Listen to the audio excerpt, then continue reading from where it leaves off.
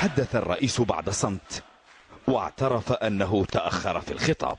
وإن تأخرت عليكم بالكلام رغم إلحاح البعض علي ممن التقيت بهم للحديث إلى المواطنين، فذلك لأني لا أريد منبرا دعائيا.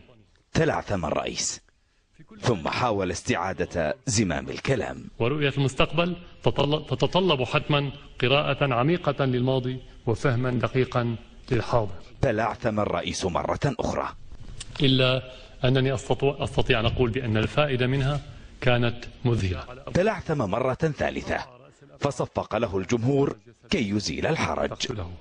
أقول لكم طالما أنتم بمثل هذه الروح العظيمة وبمثل هذا الانتماء أقول لكم طالما أنتم بمثل هذه الروح العظيمة ضحك الرئيس لفطنة الجمهور.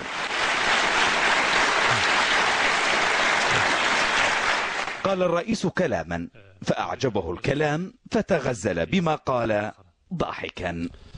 هذا كلام جميل، يعني ما قلته مديح شخصي. لك لا الجحش ابن الستين صرماية. وصفق جمهور الرئيس المختار وهتف الجمهور.